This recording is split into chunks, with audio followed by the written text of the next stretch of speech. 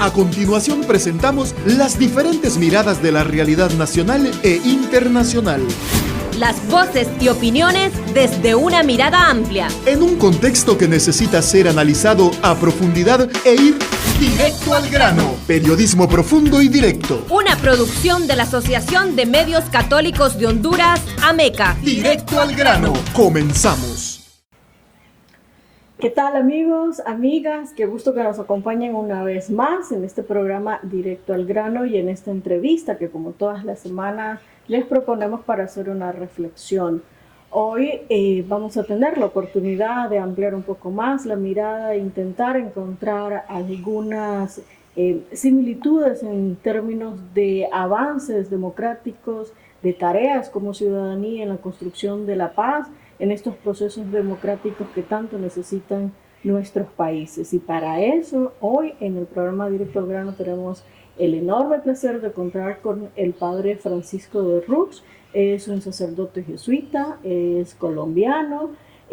Su vida ha estado marcada por procesos en los que se ha dedicado a trabajar temas como reconciliación, la búsqueda de la paz en su país, en Colombia, y a lo largo de su carrera ha desempeñado un papel muy destacado en la promoción de la justicia social y la resolución de sus conflictos. Ya lo hemos reconocido en otros espacios de la Compañía de Jesús, pero hoy tenemos el gusto que nos regale estos minutos para conversar. Bienvenido, padre. Este es un programa que se transmite para todas las radios católicas de Honduras y es una producción de Radio Progreso, y qué gusto que nos acompañe. ¿Cómo está? Estoy muy bien, agradezco muchísimo la invitación de estar con todos los que siguen las radios católicas en Honduras en este programa tan especial de Directo al Grano, y por supuesto me interesa muchísimo conversar con ustedes. Bueno, nos interesa también porque Colombia es un referente en Latinoamérica. Colombia tiene una historia marcada por la violencia y nuestros países también tienen un contexto de violencia, y quizás también todos los pueblos podemos aprender de los pueblos. Usted ha sido presidente de la Comisión para la Verdad. Cuéntenos qué significa esta comisión, por qué se hizo y en qué contexto se hizo en Colombia tras 50 años de una guerra, la más prolongada de la región. La Comisión para el Esclarecimiento de la Verdad, como realmente se llama, Comisión para el Esclarecimiento de la Verdad, la Paz y la Reconciliación y la No Repetición, ese nombre tan largo, es el resultado del acuerdo de paz en Colombia entre la guerrilla de la FARC, que sin duda alguna fue la guerrilla más poderosa del continente, con más de 25.000 hombres en armas, muy buenas armas, y además con más de 150.000 milicianos. Ese acuerdo llegó a término feliz en diciembre del año 2016, después de más de 50 años de guerra y de confrontaciones muy difíciles y muy duras. Y llegó con una de las cosas que surgieron del acuerdo, acordada por las dos partes, fue el sistema de verdad, justicia, reparación y no repetición, que lo constituyen la Comisión para el Esclarecimiento de la Verdad, la Jurisdicción Especial para la Paz y la Unidad para encontrar a las personas dadas por desaparecidas. Es allí donde se inscribe la comisión, y la comisión lo que realmente busca es que los colombianos podamos llegar, desde la escucha de todas las víctimas, a una comprensión de lo que nos pasó como nación, por qué llegamos hasta allá, por qué llegamos a tener por lo menos 9.700.000 víctimas, por qué hubo por lo menos 120.000 jóvenes colombianos que se mataron entre ellos en combates, 48.000 de las Fuerzas Armadas y de la policía, otros tantos de guerrilleros y otros tantos de paramilitares, pero que por cada una de esas personas que murió en combate hubo por lo menos 5 o 6 colombianos que murieron, población civil que no tenía nada que ver con la guerra, que se vio metida en una guerra que no quería y que dio como lugar lo que nos aconteció. Ese es el proceso que hay allí, pero además la comisión tenía no solamente que establecer una comprensión de lo que nos había pasado, sino que tenía la obligación de presentar caminos para la no repetición. Y en esto estamos hoy en día. La comisión terminó su tarea hace un año larguito, entregó el informe, pero nosotros teníamos plena confianza que estábamos solamente dando lugar a un comienzo, no a un final, sino a un comienzo. Porque la verdad es de nunca acabar, es de continuar conversándola con todo el mundo, es de asentar los puntos de vista que apoyan y los controversiales para poder hacer un camino de reconciliación. Y en eso estamos hoy en día en Colombia. Para generar ese proceso de reconciliación y eventualmente de justicia, de reparación, se tuvo que conocer la verdad, y para conocer la verdad hubo que entrevistar a muchísima gente. ¿Qué verdades descubrió o puso en evidencia o documentó, sistematizó esta comisión? Evidentemente, había que escuchar a muchísima gente. Por supuesto, teniendo casi 10 millones de víctimas, nosotros hicimos un cálculo que ustedes pueden hacer con su teléfono, con sus teléfonos, sus computadores, utilizando la calculadora. Pongan 10 millones de víctimas, pongan 10 millones de minutos, y pongan que cada día son 24 horas. Y pregúntense con la calculadora cuántos años es eso. Si hubiésemos escuchado a 9.700.000 víctimas, dándole un minuto, solamente un minuto a cada víctima, y trabajando las 24 horas sin dormir, nos hubiéramos demorado 17 años y medio. Así que para una comisión que tenía 3 años de trabajo, que tenía que además hacer una tarea de movilización del país enorme, logramos entrevistar a 30.000 personas. 30.000 personas en entrevistas muy profundas en todas las regiones del país, y además a un grupo grande de personas, de los colombianos en el exilio por causa del conflicto, no por migración, sino que eran líderes indígenas, líderes sindicales, empresarios, incluso militares, jueces, que se fueron perseguidos por causa del conflicto. Sí, el Papa nos dijo al principio, cuando todavía la comisión no había empezado, una frase que la dirigió a los obispos que estaban en Medellín en una misa, y fue cuando les expresó: si ustedes quieren realmente contribuir a la paz de su pueblo, déjense de hacer cartas pastorales y vayan y pongan sus manos sobre el cuerpo ensangrentado de su gente. Y la comisión se puso en eso. Esa es como una primera verdad en la que uno se encuentra con el dolor brutal de la gente, de todos los lados. Si ustedes quieren cifras, la comisión encontró que eran más de 51.000 secuestros hechos básicamente por la guerrilla, que eran más de 4.000 masacres, y algunas masacres muy grandes, masacres de 100 personas, de 130 personas, de 98 personas, de pueblos totalmente destruidos. Nos encontramos que más de 18.000 niños fueron llevados a la guerra.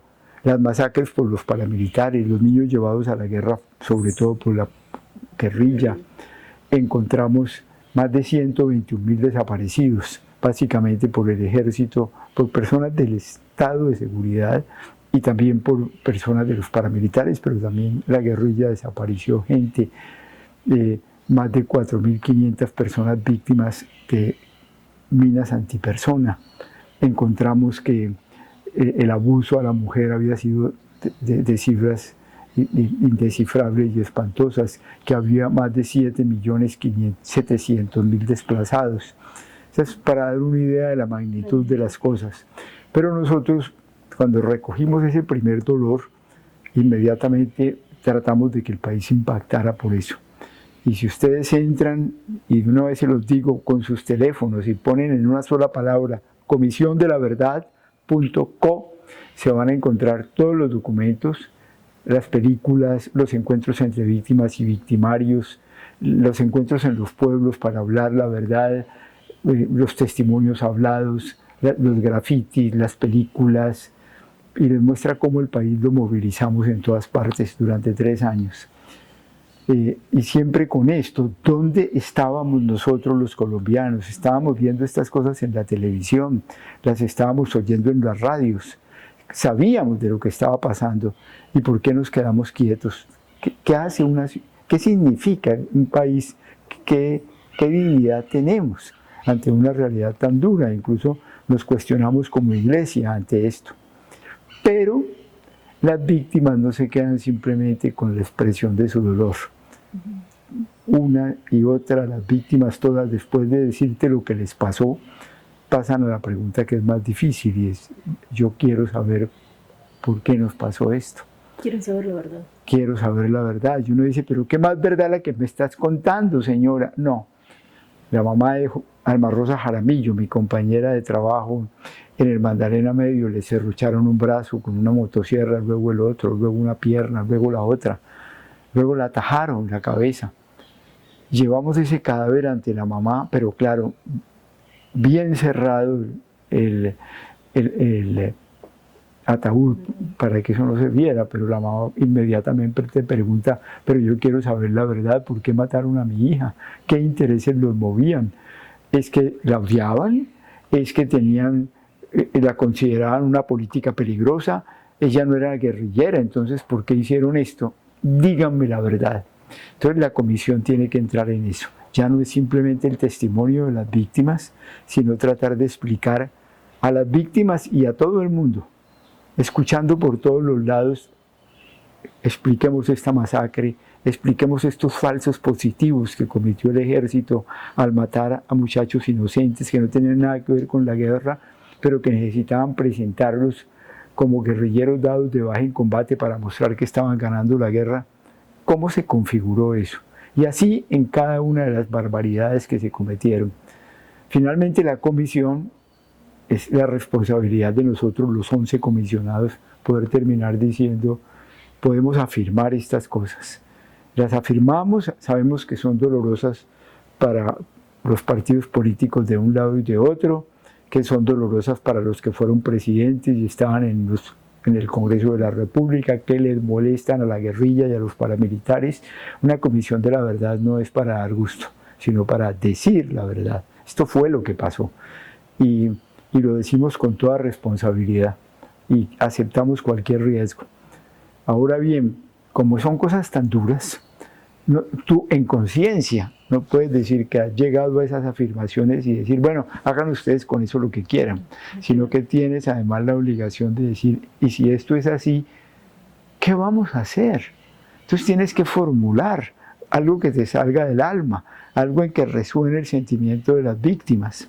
Y la comisión se va hasta allá y dice: miren, esto es muy serio.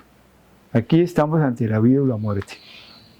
Si realmente estamos decididos a que esto no vuelva a pasar, hay que hacer estas cosas. La comisión recibió por lo menos 10.000 recomendaciones de las comunidades pidiendo cosas, que las comunidades piden cosas muy concretas, pidiendo que se hicieran pequeñas cosas en los pueblos, en los caseríos, en los municipios, para que no siguiera la guerra. La comisión reduce eso a 10 grandes capítulos y hace 10 grandes recomendaciones, pero son muy graves, son muy serias y son estructurales. Es decir, muestran cómo debajo de todos estos conflictos que nosotros en todos nuestros países no hemos acabado de resolver, tienen problemas estructurales que hay que encarar, o si no, no vamos a tener paz y no va a ser posible la reconciliación. Déjame terminar por decirles: el título del informe de la comisión lo expresa todo. Dice: hay futuro, es decir, hay esperanza, hay futuro si hay verdad. No es una verdad, porque además hay que pensar en eso. La verdad de la comisión no es una verdad para hacer señalamientos, acrecentar venganzas, llamar a las rivalidades, sino, por favor, comprendámonos qué fue lo que nos ha pasado como nación y comprendamos cuáles son las cosas que en serio tenemos que enfrentar para que esto no siga, para que no nos quedemos a medio camino, para que no vengan gobiernos que terminan por enredar más las cosas y continuar el conflicto. En eso estamos. Mientras Colombia estaba en este proceso, pues, donde se desangraba con una guerra, con muchos conflictos, con problemas estructurales, también hay un actor externo que es Estados Unidos, que tuvo un papel importante en la historia y la está teniendo en Colombia, por ejemplo, el Plan Colombia, ¿no? Que si bien es cierto, fue pensado para combatir la violencia, el narcotráfico, pero implicó muchísimo dinero, muchísimas armas. Usted decía que es de los ejércitos mejor preparados en el mundo, el ejército de Colombia, y allí hay una responsabilidad también de Estados Unidos, como lo está teniendo también en otros conflictos armados. Bueno, ahora estamos con guerras en varias partes del mundo. ¿De eso qué está diciendo Colombia? Bueno, ¿qué es lo que yo veo después de este análisis de lo que ha pasado en Colombia y además después de haber estado desde el año 84 trabajando por estos procesos de paz? Primero, yo prefiero no hablar de Estados Unidos porque el pueblo de los Estados Unidos tiene gente muy valiosa y el mundo académico es extraordinario y la gente de la iglesia en los Estados Unidos. El problema es la parte militar, el Pentágono. Y no solamente la parte militar de los que tienen las armas, sino lo que en Estados Unidos se llama el complejo industrial y financiero armamentista de los Estados Unidos. Ese es el problema. Y por supuesto, eso hace que Estados Unidos, esto pesa inmensamente en Estados Unidos, y pesa sobre la política de Estados Unidos, porque son empresas grandes, grandísimos capitales, produciendo cómo matar a los seres humanos en el mundo, con una ideología de que nosotros somos la policía del mundo. Y nos ha hecho sufrir a todos. ¿Qué pasa con eso? Estados Unidos hace una acción que tiene dos cabezas. Estados Unidos contribuyó enormemente a la paz de Colombia. La presencia de Estados Unidos en el acuerdo de paz de La Habana entre la FARC y el Estado colombiano fue muy importante. Y es muy importante porque es una presencia que le da mucha legitimidad a las conversaciones. Pero al mismo tiempo, yo estoy convencido que la presencia de Estados Unidos en Colombia hizo que nosotros mantuviéramos como un laboratorio de guerra brutal durante 50 años. Y Colombia, que hubiese podido solucionar esto en 1958, era un asunto de una conversación en torno a un problema de tierras que había que solucionar, estamos todavía en eso. Los mismos Estados Unidos en la parte no militar dijo, hagan una reforma agraria, pero no, se resolvió que eso había que solucionarlo con bombardeo. Entonces tuvimos desde entonces los que estaban en contra y decían, esto no tiene más solución que coger el Estado por las armas, una guerrilla, y el Estado que decía, esto no tiene más solución que la guerra. Nos enlazamos en una guerra interminable y efectivamente en esa guerra Colombia llegó a tener, para mí es clarísimo, el aparato de seguridad mejor entrenado, mejor equipado, más grande y más costoso de toda América después de Estados Unidos, con casi 10 millones de víctimas. Y la gran pregunta es entonces, ¿para qué esa seguridad? Y por eso nosotros, una de las recomendaciones difíciles que hemos planteado es hay que cambiar el sistema de seguridad. No hemos dicho que no haya ejército ni que no haya policía. Hemos dicho que la policía sea civil, que sea compañera de los ciudadanos y educadora de los ciudadanos. Y que sea un ejército para la paz, no para la guerra. Que sea un ejército que no tenga enemigos internos dentro del país. No hay enemigos internos en Colombia, sino que cuando haya las luchas ciudadanas como la que está ahora en Guatemala, el ejército cree la cancha, contribuya a que se abra la cancha para que las disputas ciudadanas legítimas y las protestas ciudadanas legítimas entren en juego, que son parte de la democracia, y que el ejército no se ponga de parte de unos contra otros, sino que contribuya a que los ciudadanos justamente lleven eso a la negociación seria y al respeto de los derechos humanos. El caso de Guatemala, a mí me impresiona porque se ve clarito la importancia de la verdad. ¿Qué están haciendo los pueblos originales que se respete la verdad de las mesas. Eso fue lo que yo les oí gritar ayer. Y no se está respetando la verdad. Eso se lo puede atacar con armas y sería una brutalidad. Y ya ha pasado un proceso también de guerra en Guatemala. Cuando lo que hay que hacer es... Ese es el juego democrático. Y eso en cualquier parte de nuestros países. Padre, estábamos hablando justo de estos procesos, conflictos, que cuando el Estado no está funcionando hace que los pueblos estén en la calle y nos permitan recordar procesos armados como los que ha vivido en Guatemala. Bueno, hoy estamos en El Salvador recordando que también hubo un conflicto armado justo porque no hubo esa capacidad de los poderosos de escuchar la voz de los campesinos. En Honduras no hemos tenido un conflicto armado como tal, pero sí tenemos cifras de violencia muy fuertes. Ahora mismo en Nicaragua, que era como una esperanza con una revolución, también con mucha muerte, estamos en un proceso de dictadura. O sea, hay un proceso de retroceso. Es decir, los pueblos o los estados, los políticos no están aprendiendo de la historia, o puede más otros intereses que finalmente están cooptando a los estados. ¿Qué es lo que está pasando en Centroamérica, en estos pueblos? ¿Qué es lo que usted mira? Yo lo que miro es una situación dolorosa, pero que sin embargo es una situación de maduración. Yo creo que nuestros pueblos están madurando. Yo creo que parte de esa falta de maduración original, y tengo que decirla con toda franqueza, es que pretendimos en algún momento que por medio de la guerra era posible solucionar los problemas estructurales, y se pretendió de lado y lado. Los pueblos cansados, con vanguardias guerrilleras, pensaron que era posible tomar el poder, y los que lograron tomar el poder pensaron que lo que se había tomado con la fuerza se podía sostener con la fuerza y que se podían hacer los cambios estructurales desde ahí. Y los que estaban en el poder estaban absolutamente convencidos que el poder se mantenía con las armas y se mantenía con la guerra. Yo creo que si alguna cosa hemos aprendido es que la guerra no solucionó nada, que todo lo que tocó la guerra lo dañó. Lo que está pasando en Nicaragua es el resultado de que la guerra no solucionó nada. Todo lo que la guerra toca lo daña, involucra a otros países, y eso es una cosa muy complicada. Y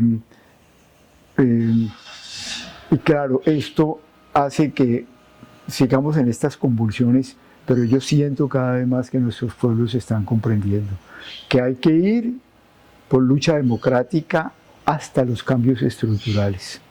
Que si los cambios estructurales no se logran, es decir, me refiero a las reformas agrarias en serio, me refiero a acabar con la impunidad en la violación de los derechos humanos, me refiero a salirnos de la coca y de las economías criminales, me refiero a la incorporación de los pueblos originarios y de los pueblos afro y del pueblo latinoamericano a la totalidad de una economía que tiene que ser una economía inevitablemente de mercado, pero que puede ser lo equivalente a una socialdemocracia o a un socialismo de mercado, donde haya posibilidades para todo el mundo. Al decir esas palabras me estoy refiriendo a la forma como está organizada Noruega, Dinamarca, Suecia, que son pueblos de una inmensa igualdad entre los ciudadanos, y de seguridad social para todo el mundo, y educación gratis para todo el mundo. Nosotros tenemos riquezas para que eso sea posible, que tenemos que avanzar hacia que la salud sea para todos, a la transformación de la educación. Es decir, no quiero hacia una ética pública, lo que llamamos nosotros, donde en toda Centroamérica y en Colombia y en América Latina nos pongamos de acuerdo de cuáles son los valores en torno a la dignidad humana siempre, porque hay que mirar siempre a las víctimas. ¿Cuáles son los valores que vamos a proteger juntos? Independientemente de que tú seas católica o evangélica, o te guíes por las espiritualidades indígenas o las espiritualidades afro, independientemente de tu partido político, independientemente de si eres agnóstico o eres ateo, independientemente de tu situación de género. Aquí hay unas cosas que vamos a proteger todos, porque son las cosas que nos hacen crecer como seres humanos, como hondureños, y vamos a protegerlas juntos. Unos lo harán desde sus espiritualidades originarias, otros porque son católicos, otros son agnósticos pero creen en la seriedad del ser humano. Pero estas son las cosas que nos hacen crecer como seres humanos en Honduras, las vamos a proteger. Y vamos a detener las cosas que nos destruyen como seres humanos. ¿Me comprendes? Eso es configurar una ética pública que nosotros todavía no tenemos entre nosotros. Y yo creo que eso es posible. Y nuestros pueblos, yo digo, están madurando hacia allá. Pero no deben tener miedo, deben ser audaces, deben ir con todo el alma detrás de eso.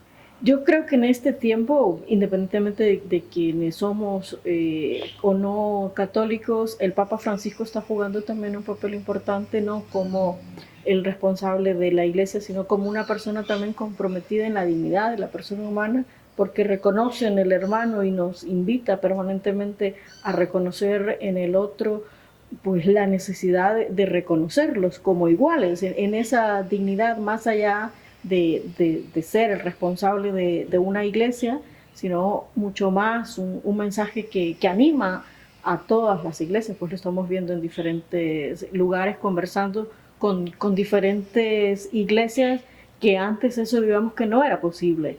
¿Cómo podríamos aprovechar lo que está diciendo el Papa con, bueno, por ejemplo, acaban de sacar una nueva encíclica, pero ya tiene otra? O sea, ¿cómo quienes estamos especialmente pensando en los oyentes ahora de este programa, que estamos más relacionados con temas de la Iglesia, cómo podríamos aprovechar esa impronta que le está dando el Papa Francisco a la humanidad y desde ahí asumir una responsabilidad pues, como cristianos o como ciudadanos?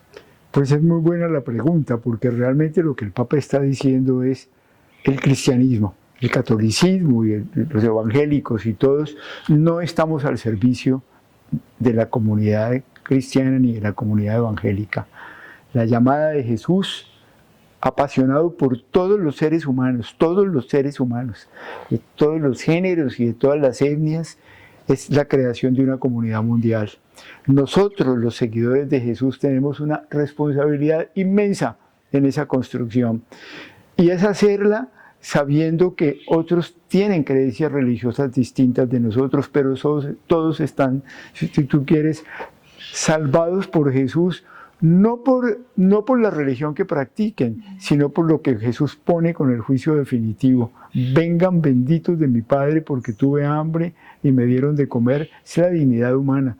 No pregunta si estás bautizado o no, sino cómo trataste a tu hermano y cómo trataste a las generaciones futuras, cómo le dejaste la tierra a las comunidades futuras, porque nosotros tenemos que pensar en los niños que vendrán mañana, en los nietos de ustedes en Honduras, en qué les vamos a dejar de árboles, de agua, de especies nativas. La llamada de nosotros es a la comunidad universal, y por eso el Papa, por ejemplo, los católicos solemos decir que María es la madre de la Iglesia, pero en la encíclica Tutti Fratelli, que dice todos hermanos y hermanas, dice no, María es la madre universal, porque Jesús se la jugó por todos los hombres y mujeres del mundo, y su pasión no es tanto que lo hayan matado en la cruz. Yo conozco víctimas que les dieron mucho más duro. Su pasión es la pasión por cada ser humano, por el último de los palestinos que están matando hoy en Palestina, pero también por el último de los judíos, por el último de las personas que están muriendo en Ucrania y también el último de los rusos. Es decir, Jesús se mete en la tragedia humana sin juzgarnos y dice, aquí pongo mi vida, esto no puede seguir así y vengan los que me quieran seguir. Y hace una cosa que es muy fuerte y que a mí me gustaría repetirla. Para Jesús eso es mucho más importante que el culto. El culto es nuestra celebración que hacen los evangélicos, que hacen los judíos, que hacemos los católicos con la misa. Pero Jesús dice, no, si tus hermanos están sin reconciliarse, si tus hermanos están odiándose, si la comunidad se está destruyendo, suspende el culto y ve primero que tus hermanos se reconcilien, que para Dios eso es lo más importante. Entonces, tal suerte que claro que el culto lo necesitamos todos, porque es la forma como recogemos fuerza en nuestras tradiciones espirituales para luchar por la dignidad humana. Pero lo que importa para Dios es el ser humano, es esta comunidad universal, en la que todos somos iguales, en la que la diferencia, no hay nada que haga diferencia entre nosotros, ni el color de la piel, ni la cantidad de plata que usted se gana, ni tener ciudadanía de Estados Unidos o ciudadanía de Honduras o ciudadanía de la China, ni el idioma que usted hable, ni el título de doctorado, nada nos hace distinto. Somos todos, cada uno amado por Dios con un amor infinito y esperado por Dios para siempre. Bueno, finalmente, en los últimos minutitos que me queda es ¿dónde, como sacerdote jesuita, pero también como una persona que lleva años trabajando en procesos de paz, de reconciliación, que entiendo que ha entrevistado y ha escuchado muchísimos testimonios que le desgarran pues el corazón, pero de la experiencia suya, ¿qué palabras de esperanza nos puede dar para continuar estos procesos que, como se ha dicho, no son para esta generación, son para la futura, son para la siguiente? ¿Dónde podríamos ir cultivando esa esperanza y ojalá ir construyendo pues lo que entendemos que es el reino de Dios aquí en la tierra? Pues yo invitaría mucho a que, y porque lo sé, y sé que todos ustedes, los oyentes de Radio Progreso, tienen esa sensibilidad, déjense ser vulnerables, déjense impactar por el sufrimiento de nuestros pueblos. Ábranse, mantengan siempre delante, ante sus ojos, el dolor de las víctimas. Y no dejen que eso se acalle. Reconciliación sí, perdón sí, pero jamás olvido. Eso hay que mantenerlo siempre vivo, porque es mantener ese dolor lo que nos ayuda a suscitar entre nosotros la necesidad de responder. Hagan ustedes lo que estén haciendo como profesionales, como profesores, como sacerdotes, como madres de familia. Déjense vulnerar por lo que ha pasado, no les dé miedo, no les dé miedo de hacerse sensibles y no les dé miedo de expresar el dolor de los demás.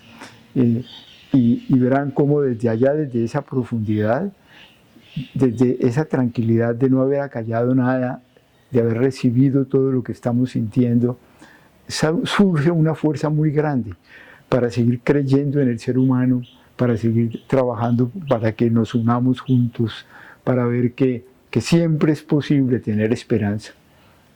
Muchísimas gracias. Es el Padre Francisco de Rux. Bueno, hemos con estos minutos escuchado un testimonio de un ser humano que ha puesto su vida al servicio de los demás, a la construcción de la paz, de la justicia, y no solo en la Comisión de la Verdad, sino también en el testimonio que también nos contaba desde lo que ha hecho en Colombia y que también hoy pues, nos sirve de ejemplo en este compromiso. Muchísimas gracias, Padre, por habernos acompañado en este programa de Directo al Grano.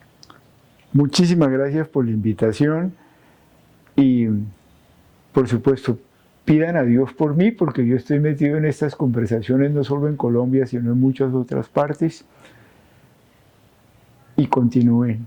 Me da mucha esperanza sabiendo que hay Radio Progreso y que hay esta voluntad inmensa de ustedes como pueblo, confiados en que, siguiendo lo que el Papa, siguiendo lo que Jesús quiere de nosotros, vamos realmente a tener un futuro bello para los hijos y los nietos de ustedes en Honduras. Muchísimas gracias a ustedes que nos han acompañado, a Foxon Flores en la asistencia técnica, quien nos habla Carla Rivas. Les invitamos en una nueva entrevista del programa Directo al Grano. Quedó informado e informada con las diferentes miradas de la realidad nacional e internacional. Escuchó las voces y opiniones desde una mirada más amplia. Solo aquí, Directo al Grano. Periodismo profundo y directo. Una producción de la Asociación de Medios Católicos de Honduras, AMECA. Hasta un siguiente programa.